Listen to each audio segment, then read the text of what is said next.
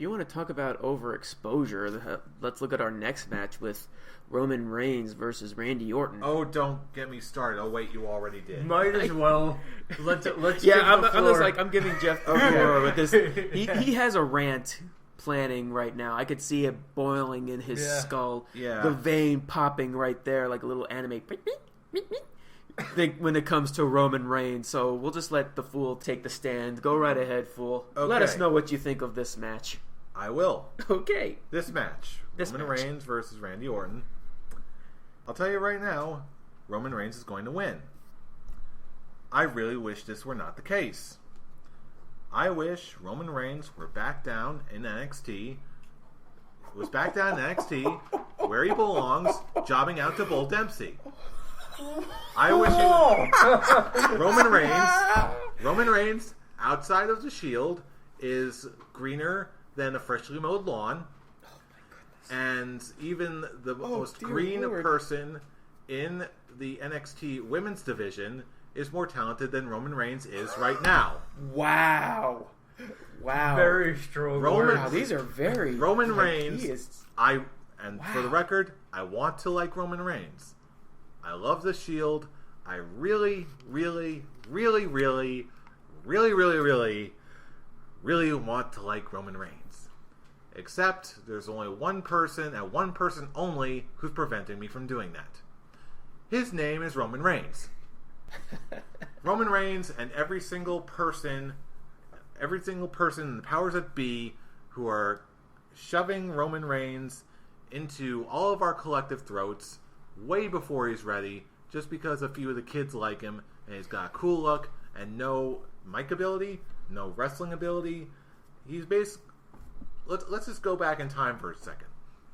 Think back to every single wrestler in the main event, thrust in the main event by the administration, who has been notoriously known for being hated by the internet at any point. John Cena, Randy Orton, Batista, Sheamus. Sheamus? Sheamus. Sheamus. Yeah, I really didn't think the backlash was No. He's had big backlash. The first championship run when he pushed Cena through the table. Oh, not even that. His first major face run where he was basically getting the John Cena treatment. People were backlashing that Sheamus was better as a heel. They're pushing him too far, too fast, too quickly. It's the same thing with what you're saying with Roman Reigns. You understand where I'm going. Oh yeah, absolutely. You take something that starts off really, really strong, or at least strong enough to be presentable and entertaining. Just because some guys in the business like him, he gets pushed way too fast, way too hard, way before his time, and then you make a total mess.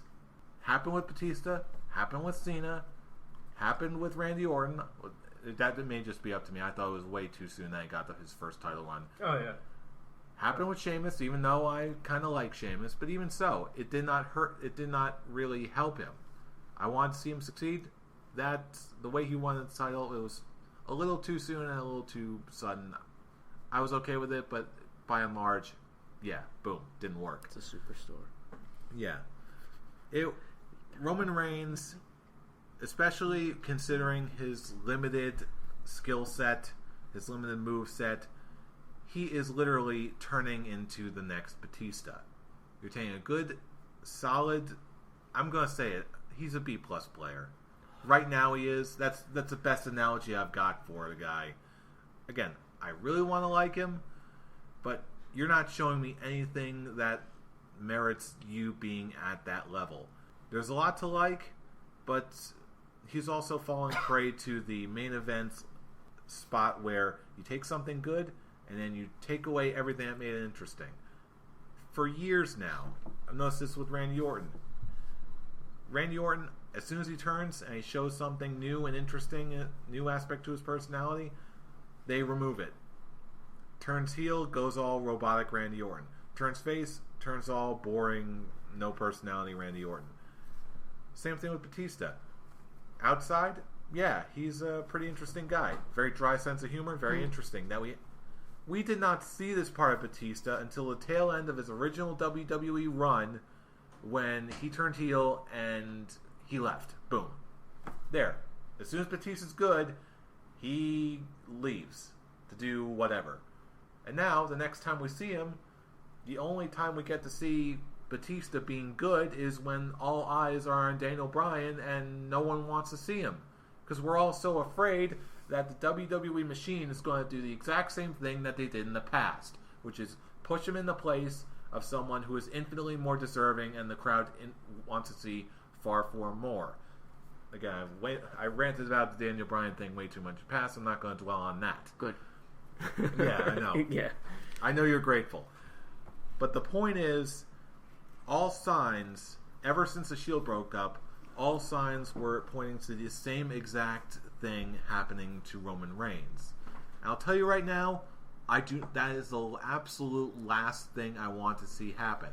If they continue on this path, if they actually keep pushing him way too hard, not only will you going to be giving something the fans really do not want to see, something the fans will get bored of very, very quickly, because there's no staying power, no extra talent there to carry him along, but you will take someone who I really want to like, someone who I really want to cheer for, as an alumni of the Shield, and you are going to ruin him in my eyes for a very long time, if not for the rest of his career, unless he pulls something very, very drastic, which at this point I have absolutely no confidence that he really will. So if that ends up happening, I'm just going to go back to watching my Divas on NXT, where I can see some real talented wrestlers. Thank you very much. I'm done.